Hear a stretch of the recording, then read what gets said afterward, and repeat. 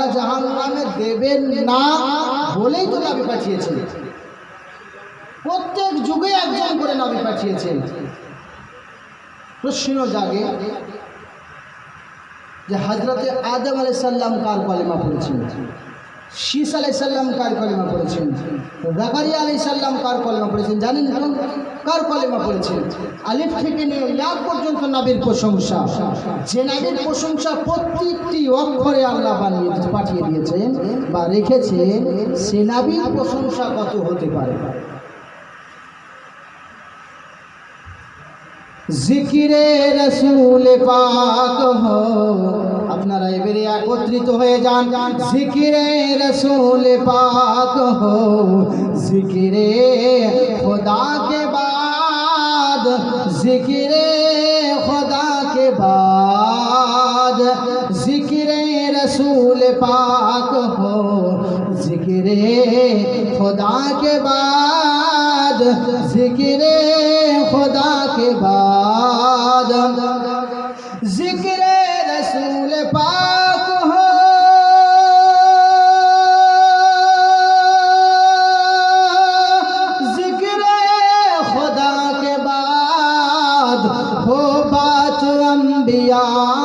के हो बात अंबिया के, मेरे मुस्तफा के बाद, मेरे मुस्तफा के बाद। एक बार जोरे बोलें सुबहानाल्लाह। আমার আল্লাহ পাক আল্লাহ তাআলা বলছেন, আসমানের নিচে জমিনের উপরে তোমাদের বসবাস রয়েছে। তোমরা ভুলে গিয়েছো ওই মরণের কথা, তোমাদের কেন মনে পড়ে না? তোমরা মনে করেছো আমরা তোমাকে নেতার দিকে ফলো করার জন্য পাঠিয়েছি, পাঠাই নাই। আমি ফলো করার জন্য কাকে পাঠিয়েছি? তুমি ডাক্তার হতে চাও, রাসূলুল্লাহকে ফলো করো। মাস্টার হতে চাও, রাসূলুল্লাহকে ফলো করো। প্রফেসর হতে চাও, রাসূলুল্লাহকে ফলো করো। সমাজের মাথা হতে চাও, রাসূলুল্লাহকে ফলো করো। অনুগামী হতে চাও, রাসূলুল্লাহকে ফলো করো। এসডিএম হতে চাও, রাসূলুল্লাহকে ফলো করো। ভালো ইমাম হতে চাও, রাসূলুল্লাহকে ফলো করো। ভালো ডাক্তার হতে চাও, রাসূলুল্লাহকে ফলো করো। ভালো পিতা হতে চাও, রাসূলুল্লাহকে ফলো করো। ভালো পিতা হতে চাও, রাসূলুল্লাহকে ফলো করো। আর সমাজের মাতা হতে চাও, রাসূলুল্লাহকে ফলো করো। কেমন নবী গো? আমার আল্লাহ পাক আল্লাহ তাআলা কোরআনের মধ্যে জানিয়ে দিলেন, লাকাদ কানা লাকুম ফি রাসূলিল্লাহি উসওয়াতুন হাসানা। তোমাদের জন্য উত্তম চরিত্রের নমুনা করে পাঠিয়েছিল ওই নবীকে। ওই নবীকে যদি তোমরা ফলো করে নিতে পারো, ইহ জগৎ পর জগৎ তোমাদের কামিয়াব হয়ে যাবে। কেমন নবী গো? যে নবীর কলেমা শুধু আমরা নয়, ওই নবীর কলেমা জনাবে আদম আলাইহিস সালাম পড়েছেন। আদম নবী বলছেন, শোনো বেটা শীস, ওই নবীর কলেমা কেমন করে তিনি পড়েছেন। হে আমার উম্মতেরা, তোমরা পড়বে লা ইলাহা ইল্লাল্লাহ, আদম শফিউল্লাহ। আর আমি আদম নবী পড়ব লা ইলাহা ইল্লাল্লাহ মুহাম্মাদুর রাসূলুল্লাহ। দিলে হবে না? ওই নবী ঈসা আলাইহিস সালাম বললেন উম্মতদেরকে, ওগো আমার উম্মতেরা, তোমরা পড়বে আমার কলেমা। শীষ নবীকে নবী মানবেন, আমি আখিরে জামানার পয়গম্বরকে নবী বানবো। সোহেব আলাইহিস সালাম বললেন তাই, সোহেল আলাইহিস সালাম বললেন তাই। মুসা আলাইহিস সালাম বলছেন, ওগো আমার উম্মতেরা, তোমরা পড়বে লা ইলাহা ইল্লাল্লাহ মুসা কালিমুল্লাহ। আর আমি নবী মুসা পড়ব লা ইলাহা ইল্লাল্লাহ মুহাম্মাদুর রাসূলুল্লাহ। ঈসা নবী আলাইহিস সালাম বললেন, শোনো ওগো আমার উম্মতেরা, তোমরা পড়বে লা ইলাহা ইল্লাল্লাহ, আমি ঈসাকে নবী বলে মানবেন। আর আমি পড়ব লা ইলাহা ইল্লাল্লাহ মুহাম্মাদুর রাসূলুল্লাহ। ইয়াকুব আলাইহিস সালাম বলছেন, ওগো আমার উম্মতেরা, তোমরা আমার কলেমা পড়বে, আমি ইয়াকুবকে নবী বলে মানবে। আর আমি ইয়াকুব আলাইহিস সালাম পড়ব লা ইলাহা ইল্লাল্লাহ মুহাম্মাদুর রাসূলুল্লাহ।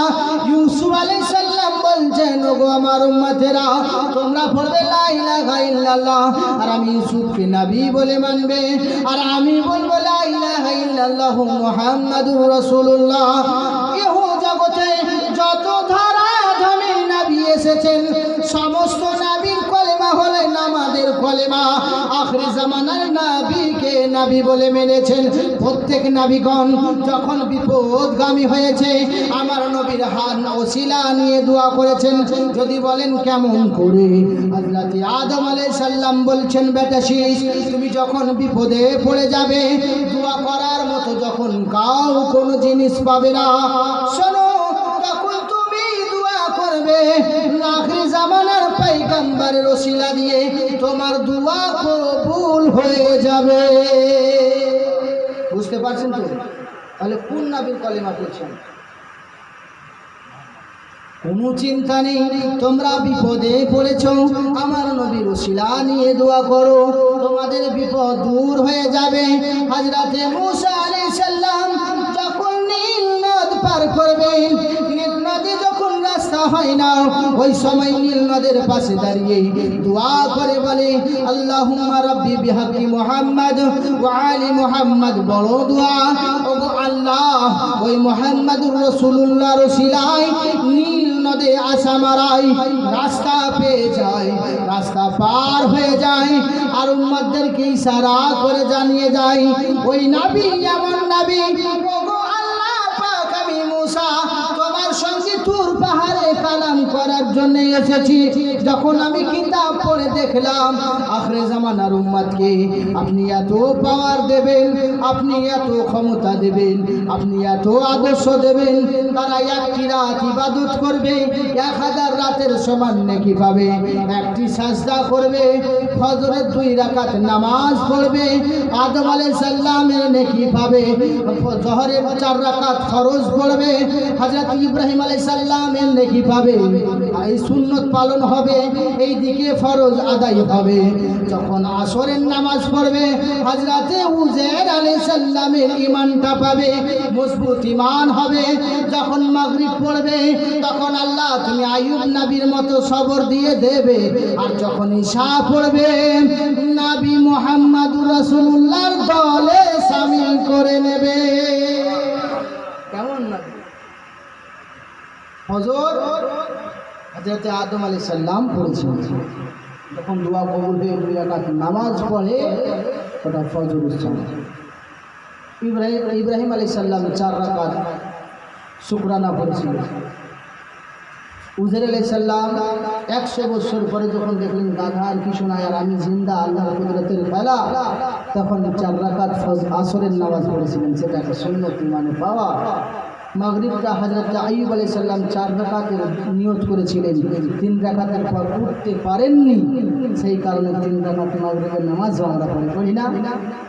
তারপরে ঈশার নামাজটা আমার নবীর জন্য, জোরে হবে না সুবহানাল্লাহ।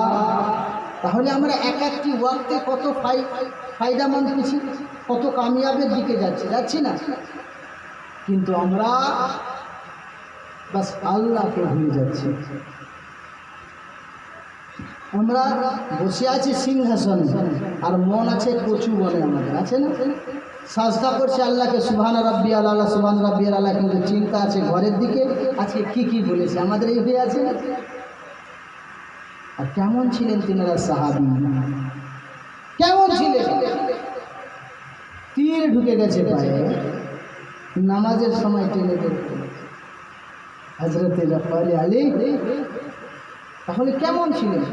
আর আমরা নামাজ পড়তে পড়তে একবার মশা তাড়াইছি, একবার মাছি তাড়াইছি, দিয়ে লাস্টে দোয়া করছে আল্লাহ হিফাজত করুন না। আমাদের দুটি ভুল, এক আমাদের নেতা কেউ না, আমাদের মুসলমানদের কিন্তু সঠিক নেতা কেউ নেই, আছে জ্ঞানী নেতাকে আমরা ফলো করি না। যদি কোনো জ্ঞানী আলেম থাকে আমরা তাকে ফলো করি না, আর আগে একজনকে সবাই ফলো করত। আর বর্তমান যুগের অবস্থার দিকে তাকিয়ে আগে হযরতে খাজা গরিব নামাজ থেকে পরপর একজন করে মুজাদ্দিদ যিনি থাকতেন তেনাকে সবাই ফলো করতেন, আর তেনাকে ফলো করার কারণে মানুষ তাদেরকে ভয় একবার ডেকে নিয়ে ঝাঁপিয়ে পড়ে। আর এখন ও করছে তো আমার বাপের কী বলবো, ও করছে যা। আর একটা সব থেকে বড় সমস্যা, ও বেরেলির মসজিদ কাটছে কারো, আমরা যাবো না। তারপরে ও বলছে ওয়াহাবির কাটছে কারো, আইলা হাদিসের মসজিদ কাটছে কারো, দেওয়ালিদের কাছে কারুক, তবলিগদের কাছে কারুক। এইরকম করে আস্তে আস্তে ওরা টার্গেট নিয়ে একটি একটি করে দখলের মধ্যে নিচ্ছে। আজ কতগুলো মসজিদ মাদ্রাসা ইউপির সার্জমিনে খালি ওয়াক্ফ বিল পাস হতে গেলে 56টা মাদ্রাসা মসজিদ বন্ধ হয়ে গেছে। কদিন হলো গো? জায়গায় জায়গায় অনেক আলোচনা আছে, তারপরেও এগুলো না বললে পেট কামড়াবে, আমাদের আল্লাহ পাক পাকড়াও করবে। তোমরা মুসলমানকে জাগ্রত কেন করলে না? কিন্তু আমরা মুসলমানরা জ্ঞান অর্জন করতে পারছি না, আমরা কেউ জ্ঞান অর্জন করি না। সব থেকে বড় কমই যদি আমাদের কিছু আছে সেটা হলো আমাদের জ্ঞান অর্জন করা। যদি আমাদের মধ্যে জ্ঞান থাকতো। আর একটা সব থেকে বড় কমি হলো এতদিন ওয়াকফ বোর্ড প্রপার্টি আমাদের মুসলমানের হাতে ছিল, সেই মুসলমানগুলি যাদের হাতে ছিল তারা মুসলমানের উন্নতির জন্য একটা ভালো ইনস্টিটিউশন স্কুলও খুলে নিয়ে একটা কলেজও খুলে নিয়ে সমস্ত টাকা তারাই মেরে খাচ্ছিল। তার জন্য আজ দুদিক থেকে ধাক্কা পড়েছে। দিক থেকে মুসলমান বলছে আর ওদিক থেকে বিজেপি চাপ দিচ্ছে। এবারে বলছে যদি ঠিকভাবে ও ছাড় দেয়, এখন মুসলমানগুলো এমন জেগেছে ওদেরকে ছেড়ে দেবে। এত এত টাকা ওদেরই হিসাব। কলকাতা থেকে নিয়ে শুরু করে সারা বিশ্ব ইন্ডিয়ার ভিতরে, সারা ভারতবর্ষের ভিতরে অত অত টাকা। আরে সামান্য মাজারগুলিতে এত এত টাকা, খাজা গরিব নামাজ থেকে নিয়ে সব। সেই মাজারের টাকাগুলি যদি মুসলমানের উন্নতি কল্পে লাগাতো না, তো মুসলমানরা উন্নতিকে ডাকে না। এত এত টাকা। আমি খাজা দাতা বাবার মাজার শুনেছেন তো? পাথর চাপড়ির নাম শুনেছেন? গেছেন কোনোদিন কেউ? পাথর চাপড়ি আমার ওখানেই বাড়ি। পাথরচাপড়ির মেন গেট সিউড়ি আমার বাড়ি। তো পাথরচাপড়িতে এত টাকা মেলার পর তুলে নিয়ে যায় একজন ওখানকার, আমি নাম করছি না, বিচারা 1 বছরের জন্য পাথরচাপড়ি দখলে নিল। 1 বছরে 1,64,00,000 টাকার জায়গা জমি করে ঘর করলো 1 বছরে। তারপর সরকারকে দিয়েছে আলাদা। তাহলে কি 1 বছরে অন্য কোনো কাজ করেছে না চুরি করেছে? এই টাকাগুলো এলো কোথা থেকে? আমি তো এখানে নয়, আমার ওখানেও বলি। এমনই আমার উপর এখানে কেস হয়ে গেছে, পুলিশগুলো ছুটে বেড়াইছে। এখানে ওয়াকফ বোর্ডের সম্পত্তি সম্বন্ধে আমি এখানে বেশিই বলে দিয়েছি। আর আমাদের সিউড়ি যারা কমিটি আছে তাদের এখানে বেশি চাপে তুলে দিয়েছিলাম, কেন আমি আমাদেরটা শুধরাবার চেষ্টা করব। আমি আমার জায়গাটা, আপনারা আপনাদের জায়গাটার চেষ্টা করবেন, তবেই আমরা উন্নত হতে পারবো, নচেত পারবো না। বাস বাস বাস সবাই আমাদেরকে ধোকা দিচ্ছে। কিন্তু ঘরকে অন্দর কি চারাগ আগার আগ লাগা দেনা, যদি ঘরের ভিতরের মানুষ যদি খারাপ হয় তো বাইরের মানুষ সুযোগ নেবেই, নেবে না? নেবে না? যদি ঘর খারাপ হয় তো বাইরের মানুষ তো সুযোগ নেবেই। তোমরা এতদিন ধরে ওয়াকফ বোর্ড চালাইলে, একটা চিন্তা করলে না যে মুসলমানদের ছেলে মেয়েরা মাদ্রাসায় পড়ছে, ওই মাদ্রাসাটা এমন করে উন্নত করে দিই ওই মাদ্রাসায় ছেলে মৌলানার সাথে সাথে যেন ডাক্তারও হয়, যেন ইঞ্জিনিয়ারও হয়, যেন প্রফেসরও হয়, যেন টিচারও হয়, যেন মাস্টারও হয়। এই চেষ্টাটা আমরা করলাম না। আমরা শুধু ওয়াকফ বোর্ড সম্পত্তির জন্য আজ আমাদেরকে নিয়ে দিচ্ছে। লড়ো কেন? তারা এতদিন কি করছিল যখন তাদের হাতে ছিল? তখন একবারও চিন্তা করলো না যে মুসলমান কোন জায়গায় এগিয়ে যাচ্ছে। তখন তোমরা কোথায় ছিলে? আজ উনি ধাক্কা দিয়েছেন বলে মুসলমান জেগেছে। আজ সব একত্রিত হচ্ছে। আমি আপনাদেরকে বলি যে এখানে জড়ো হবেন হন। আমি সিউড়িতে যেমন জড়ো হলাম, ভিডিও দেখতে পাবেন সোশ্যাল মিডিয়াতে। সিউড়িতে অনেক লোক জড়ো হয়েছিল। তো ওয়াকফ বোর্ড যখন মিটিং শেষ হলো না, এবার যখন পিটিশন জমা দেওয়ার পরে আবার ঈদগাহ মাঠে ফিরে এলাম, তো ওয়াকফ বোর্ডের যতগুলো কমিটি ছিল সিউড়ির জমিনে দাঁড় করিয়ে বললাম, বলুন এতদিন ধরে ওয়াকফ বোর্ডের সম্পত্তি আপনাদের কাছে ছিল, আপনারা সিউড়ির বুকে কি এমন উন্নতি কাজ করেছেন একটা দেখান। এই কথা বলার কারণে আমাকে মারতে পাবলিক তো জেগে আছে। আমাকে যদি কিছু করে মানুষ মেরে দেবে, এক ডাকে আমার অতগুলো মানুষ জড়ো হয়েছে। আমি কোনো নেতা নয়, কোনো মন্ত্রী নয়, কোনো নেতা পার্টি লেভেলে কাজ করি না, কিছুই করি না। জাস্ট আমি ইসলামিক প্রচার করি আর দিনের খেদমত করি আর কন্টেন্টে বাড়ি করি আর নিজের টাকায় প্লটিং করে ব্যবসা করি। কারো প্রতি ভরসা করি না, বাস আল্লাহর প্রতি ভরসা করে নবীর প্রতি ईमान নিয়ে এগিয়ে যায়, আল্লাহর প্রতি ईमान নিয়ে এগিয়ে যায়। যে जो होगा देखा जाएगा, रास्ते में अगर रुकावट आए उसे छोड़ दो, जो होगा देखा जाएगा, ईमान का इम्तिहान है ले लो, जो होगा देखा जाएगा, मंजिल के आखिर में जरूर इस्लाम का झंडा होगा, जो होगा देखा जाएगा। ইসলামের ঝান্ডা একদিন উঁচু হবে। কিন্তু আমাদের প্রশ্ন করার কেউ নাই। ওই প্রশ্নটা করতে হবে আমাকে, আপনাকে। আমাদের এলাকায় একজনকে এমন দাঁড় করান, ভোটে দাঁড় করাতে হবে না, প্রশ্ন করার মতো ভোটে দাঁড় করাতে হবে। কেন বলেন দেখি? মৌলভী সাহেবরা যখন আমাকে সেদিন একজন বলছে, হুজুর এবার দোয়া করুন, খুব বিপদে পড়েছে, আমাদের গ্রামের নেতা ওকে করে দিলাম, আমাদের গ্রামের মৌলভী সাহেবকে ভোট দিলাম না। বললাম যে বাবা, একটা কথা আছে জানো, একটা মৌলভী সাহেব খেজুর গাছের গোড়ায় গেল, যে জাম গাছের গোড়ায় গেল বা আম গাছের গোড়ায় গেল, দিয়ে বলছে বাবা সবাই বলছে আম গাছে চাপো, জাম গাছে চাপো, যে জাম পাড়ো দিয়ে ভেদ করে খাবো, কেউ চাপতে চাইছে না। অনেকজন বলে চাপবো, আমাকে ধাক্কা দাও। একজন মৌলানা সাহেব বলে তাহলে আমাকে ধাক্কা দাও, আমি উঠি। তো বলছে মৌলভী সাহেব বলছে আপনি কেন হারা, আপনি কেন চাপবেন? মৌলভী সাহেবের জন্য জাম গাছে চাপা হারাম। এবার জাম গাছে চাপিয়ে দিল কাকে? একজন দাঁড়িয়ে দাঁড়িয়ে ললবাই করে পেশাব করে নেওয়ালা বেহায়া, দাঁড়িয়ে দাঁড়িয়ে পেশাব করে, ইস্তেঞ্জা করে না, আর পেশাব করার পরে ঠিক পরিষ্কার করে যা লেগে গেল মনে হচ্ছে একবারে মুশকি আম্বার রাখো। ওই তাকে কি করলো? মসজিদের কমিটির সদস্য এবং হেড অফ দ্য ডিপার্টমেন্ট পালার হত্যাকর্তা। লাস্টে কি হচ্ছে? মৌলভী সাহেব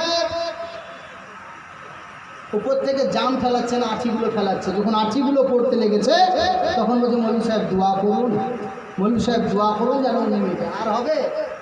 তখন কোথায় ছিলে? তখন মনে পড়লো না। সময় থাকতে হব চেতন, ও গো মুমিন মুসলমান, সময় থাকতে হব চেতন, ও গো মুমিন মুসলমান, এমন সময় আসবে তোমার হারিয়ে যাবে সব জ্ঞান। সকাল সন্ধ্যা কেটে যাবে, কাউকে নাই সঙ্গে পাবে, একা পথে নিরিবিলি দোয়া তোমার হবে না ও মুমিনা। সময় থাকতে কাঁদো গো রব্বানা। সময় থাকতে যদি এখনো আমরা চেতন না হতে পারি, এখনো যদি আমরা না কাঁদতে পারি, ওই মহান স্রষ্টার দিকে একবার যদি অগ্রসর না হতে পারি, এমন সময় আসবে আর কেউ আমার পাশে থাকবে না, অন্ধকার কারাগার হয়ে যাবে, আর পাশে কেউ যখন থাকবে না। ওই মহামানব, কেমন মহামানব এসেছেন, যাকে ফলো করলে ঈমান তাজা হবে, যাকে দেখলে মন ভরে যাবে, যাকে দেখলে পেট ভরে যাবে, যাকে দেখলে 7 দিনের খোদা নিবারণ হয়ে যাবে। তিনি এমন নবী হবেন যিনাকে দেখলে আসমানের চাঁদ দুলবে। তিনি এমন নবী হবেন সূর্য যার কথা শুনবে। এইবারের নবীর দিকে এলো, তিনার উম্মতেরা কেমন উম্মত হবে, তিনার উম্মতেরা কেমন হবে? প্রশ্ন করলো গো তিনার উম্মত কেমন হবে? বলে উম্মত এমন হবে যদি মাল্লাহুল মাওলা ফালাহুল কুল, আল্লাহকে মন দিতে পারে, আর মনটা যদি আল্লাহকে দিয়ে দিতে পারে, কুল কায়নাতে 18,000 মাখলুকাত সব তার তাবেদার হয়ে যাবে। কাকে মন দিলে? আল্লাহকে যদি মন দিলে কি হবে? মাছে কথা শুনবে, গাছে কথা শুনবে, সাপে কথা শুনবে, কেউ কষ্ট দেবে না, বনের হরিণ কথা শুনবে, জঙ্গলের হিংস্র পশু বাঘে কথা শুনবে। এটা কেমন করে হয়? তাহলে ভিতরে প্রবেশ করলে জানতে পারা যায়। আল্লাহর নবীর সাহাবী, একজন সাহাবী হযরতে উমর ইবনে খাত্তাব রাদিয়াল্লাহু তাআলা আনহুর জামানায় বলেন কি, জঙ্গলের ভিতরে একটি সাহাবী যেন হারিয়ে গেছে। হারিয়ে যাওয়ার পরে যুদ্ধের ময়দানে যাব বলে পথ হারিয়ে অন্য জঙ্গলে প্রবেশ করে গেছে। কিছু দূর যাওয়ার পরে রাত্রি বেলায় দেখে অন্ধকার, আর এগাতে পারি না, রাত্রিটা কাটানো হয়। সকালে যেই না নেমেছে জঙ্গল থেকে বেরিয়ে আসবে বলে দেখে সামনে একটা হিংসুকে বাঘ দাঁড়িয়ে আছে। সিংহবাঘকে দেখার পরে সাহাবী ভয় করলেন না। মধ্যে কেন ভয় এলো না? বলে ভয় আসার কারণটা খুঁজে পেলাম না। যখন এগিয়ে চলে এলো, এগিয়ে আসার পরে জঙ্গলের বাঘটার কাছে দাঁড়িয়ে গেল। তুমি আমাকে চেনো, আমি দুনিয়ার কোন নেতার গোলাম নয়, আমি হলাম মুহাম্মাদুর রাসূলুল্লাহর গোলাম। বাঘ মুখের দিকে তাকিয়ে কি ব্যাপার শান্তি করে বলছি চলছে আমি কার গোলাম মুহাম্মাদুর রাসূলুল্লাহর গোলাম দুনিয়ার কোন নেতার গোলাম নাই ওই নবীর যারা গোলাম হবে জমিন আসমান সমস্ত কিছু তারে সাধন সম্মান করবে কবরে যদি যাও কবরেও তোমার সম্মান বেড়ে যাবে আমরা জানি কবরে প্রশ্ন হবে সকলেই জানি ইন্নাল আবদা ইযা উদিয়া ফি কবরিহি ওয়া তাওয়াল্লা আনহু আসাবু আন্নাহু কারআনি আলিহি মাতাহু মালাকান ফায়কুলানি মা কুনতা তাকুলু ফি হাযা রাজুলি মুহাম্মাদুর রাসূলুল্লাহ সাল্লাল্লাহু আলাইহি ওয়াসাল্লাম সকলেই আমরা জানি কবরে তিনটি প্রশ্ন হবে কিন্তু কবরের মূল প্রশ্ন হলো একটা সকলেই জানি তিনটে প্রশ্ন প্রথম টেস্ট পরীক্ষা প্রথম দ্বিতীয় টেস্ট পরীক্ষা দুটো পরীক্ষা যদি আপনার কোনো রকম মিস্টেক হয়ে যায় আপনার রেজাল্টটা বেরোবে না তৃতীয় পরীক্ষা যখন আপনার কাছে জিজ্ঞাসা করা হবে হাজা মুহাম্মাদুর রাসূলুল্লাহ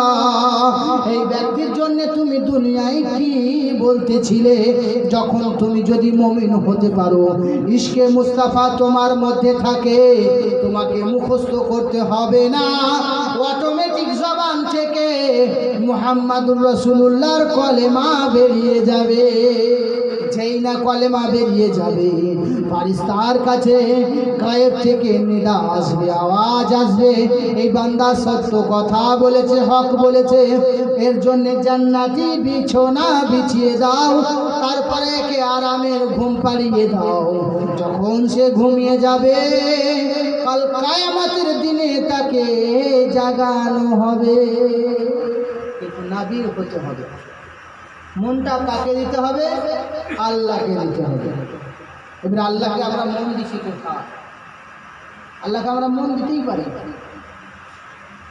নামাজ আমাদের কাছে কম রোজার সময় আমাদের গ্যাস্ট্রিক আলসার হয় না আর দান করার সময় তো হাত ভারী